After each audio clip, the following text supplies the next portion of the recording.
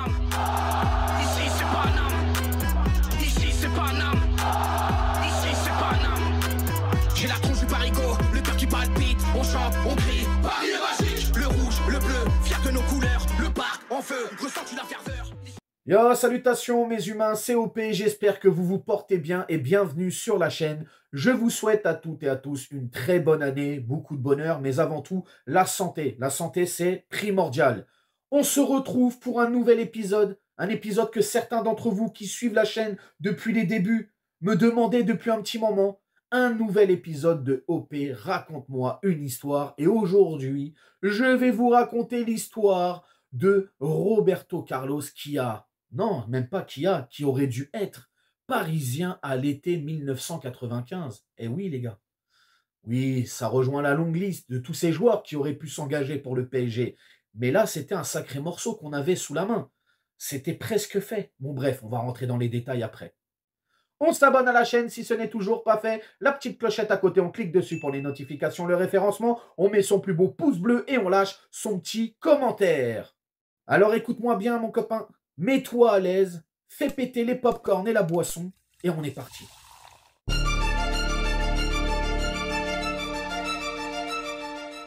Nous sommes à l'été 1995. Il fait très beau, il fait très chaud dans la capitale. À la tête de cette équipe, Monsieur Luis Fernandez, la légende. C'est sa première saison en tant qu'entraîneur du Paris Saint-Germain. Paris qui sort d'une belle saison, disons-le les gars.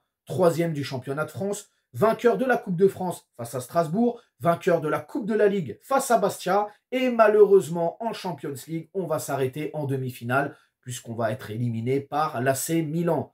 Rai d'ailleurs finira meilleur buteur parisien du championnat, et Georges Weah meilleur buteur parisien, toute compétition confondue. Bref, sur le plan sportif, c'est une très bonne saison pour nos Parisiens. Qui dit été, dit forcément mercato. Et lors de ce mercato 1995, Paris voit des cadres très importants partir de son effectif. Ricardo et Valdo qui, eux, vont prendre la direction du Portugal pour s'engager avec le Benfica. On a aussi David Ginola qui va partir, alors, à un moment donné, annoncé du côté de la Catalogne à Barcelone. Et puis finalement, il ira outre-Manche à Newcastle. Bref, Paris est en train de perdre énormément de cadres de son effectif et Paris doit bien travailler pour ce mercato. Quand il y a mercato, il y a agent de joueur qui va avec. Dédicace à Sefiu. Et oui les gars, parce que là, le personnage principal de cette histoire, le personnage central de tout ça, c'est un agent de joueur qui s'appelle Franck Enouda. Qui est Franck Enouda? On va l'appeler Francky. Alors Francky, c'est simple. C'est un agent de joueur spécialiste du marché sud-américain, mais notamment grand spécialiste du marché brésilien. Agent agréé FIFA, c'est très important de le préciser. Et en plus de ça, le fameux Francky, il est copain avec Luis Fernandez. Et à l'époque, si tu voulais t'attacher les services d'un joueur, d'une pépite brésilienne, tu avais une chance sur deux de passer par Francky.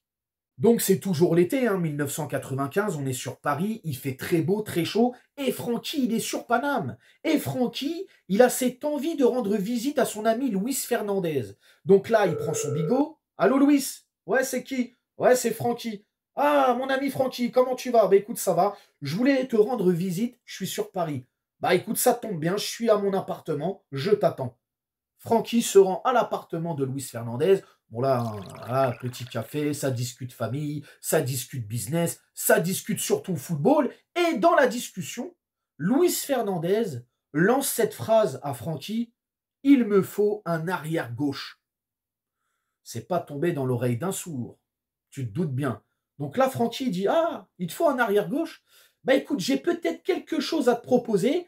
Laisse-moi 1 ou 2 jours et on se revoit. » Et donc, le rendez-vous est pris. Sauf que là, notre ami Francky ne vient pas les mains vides. Francky vient avec des cassettes VHS. Oui, parce qu'à l'époque, les gars, pour visionner les skills ou les highlights de joueurs que tu avais envie de faire venir, eh ben, c'était sur des VHS, il n'y avait pas YouTube. Il fallait aller directement dans les pays concernés, dans le championnat concerné, avec une caméra, tu filmais, tu faisais un montage et tu revenais pour montrer au club s'ils étaient intéressés. C'est d'un autre temps, mais ça avait son charme, il faut le dire. Bref, il arrive avec 2 cassettes vidéo, ça discute, etc. Bon là, Luis Fernandez lui fait comprendre: « Écoute, on discute depuis tout à l'heure, mais moi j'ai envie de voir tes joueurs là, tu veux me proposer ?» Et la première cassette vidéo qui va être mise dans le magnétoscope, C'est la compilation d'un jeune joueur, une jeune pépite de Palmeiras, un jeune joueur brésilien, dont le nom est Roberto Carlos. Au bout de plusieurs minutes de visionnage où tu n'entends que les mouches voler, il n'y a pas un bruit, Luis Fernandez est hypnotisé par ce qu'il voit à l'écran, d'un coup va se retourner vers Francky et va lui dire ces mots-là. Oh, mais c'est un monstre celui-là. Il me le faut.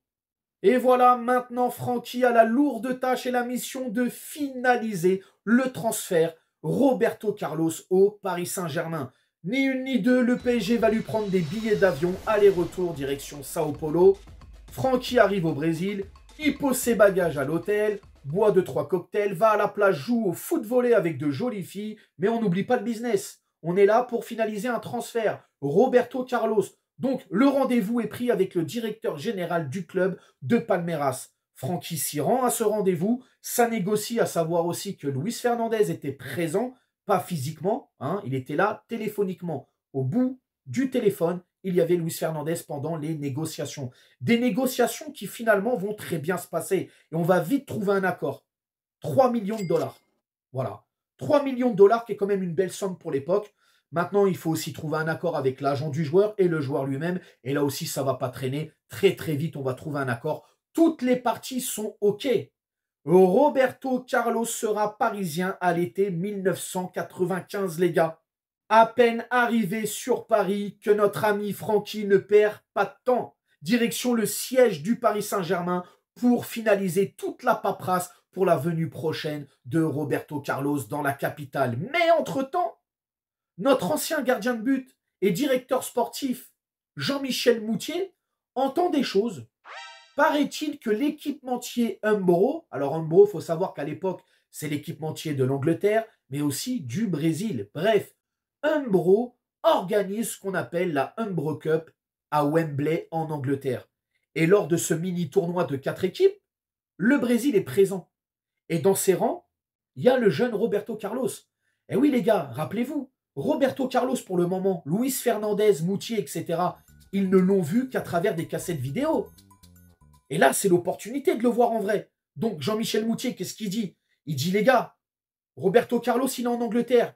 Il joue un tournoi. Il y a moyen d'aller le voir, de le superviser. J'y vais. Let's go. Un billet d'avion, direction l'Angleterre, direction Wembley. Et là, Jean-Michel Moutier pète un câble. Vous allez voir pourquoi il pète un câble. Bref, il rentre sur Paname. Le rendez-vous est pris avec tout le monde et Luis Fernandez pour lui dire justement ce qu'il a pensé du joueur en réalité. Les gars, petit aparté.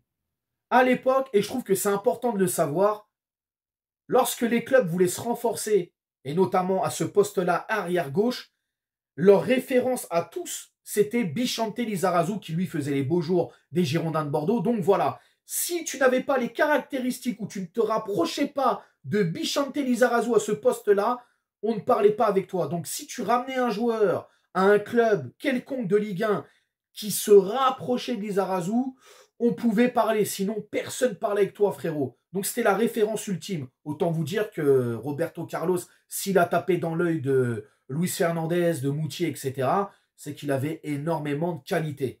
Revenons à Jean-Michel Moutier, hein, parce qu'on ne l'a pas oublié, lui. Il est toujours dans le bureau, face à tout le monde. Il revient de Wembley. Il est remonté comme une pile électrique. Il a vu des choses de fou là-bas. Et surtout, il a vu ce que ça donnait, Roberto Carlos, en vrai. Et là, il va lâcher une dinguerie devant tout le monde. Dans le blanc des yeux à tout le monde. Il va leur dire comme ça. Le Brésilien que j'ai vu là-bas, là, à Wembley, il a 2 Lizarazu dans les pattes. Pas un, mais 2. Et je le rappelle encore une fois, Lizarazu, la référence ultime en France à l'époque, qui était quand même, disons-le, à Bordeaux, un sacré joueur. C'était vraiment un sacré joueur. Bref, il lâche une dinguerie. Là, tout le monde se dit, on a fait un sacré coup. Ça y est, c'est incroyable. On l'attend, il va arriver. Tout le monde va nous envier. Sauf qu'on est le PSG, les gars. On est Paris Saint-Germain. Alors, Paris est magique, mais des fois, à Paris, il y a des dingueries, frère. Le départ de Georges Weah. Encore un bourbier. Encore un cadre qui quitte le navire. Tu viens de perdre Valdo, Ricardo, Ginola. Là, tu perds Weah, qui s'en va du côté de l'AC Milan. Et là, c'est, comme je viens de te le dire, un bourbier. Et on va dire finalement que le départ de Weah, c'est la fin de la piste Roberto Carlos. C'est ce qui va sonner la fin de ce dossier. Et oui, parce que pendant plusieurs jours, silence radio. Hein, notre ami Francky, l'agent, il ne sait plus trop qu'est-ce qui se passe, personne ne m'appelle et tout. Là, il va y avoir un appel de Luis Fernandez et qui va lui dire, voilà, écoute, désolé, hein, tu as bien bossé, mais finalement, Roberto Carlos, on abandonne, puisqu'on va plutôt se focaliser sur l'arrivée d'un attaquant.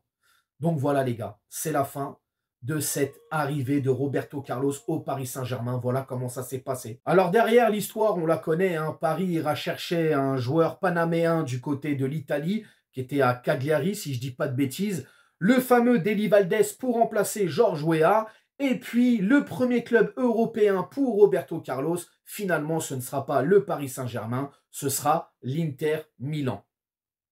Donc voilà mes humains, j'espère que cette histoire de ce transfert avorté de Roberto Carlos au PSG vous a plu. Pour ceux qui connaissaient notamment cette histoire, j'espère avoir apporté un peu plus d'éléments et de clairvoyance dans tout ça. Bref, vous allez surtout me dire dans les commentaires qu'est-ce que vous avez pensé de tout ça. N'hésitez pas à vous abonner, partager, liker et encore une fois, une très bonne année à toutes et à tous et surtout, prenez soin de vous. Ciao.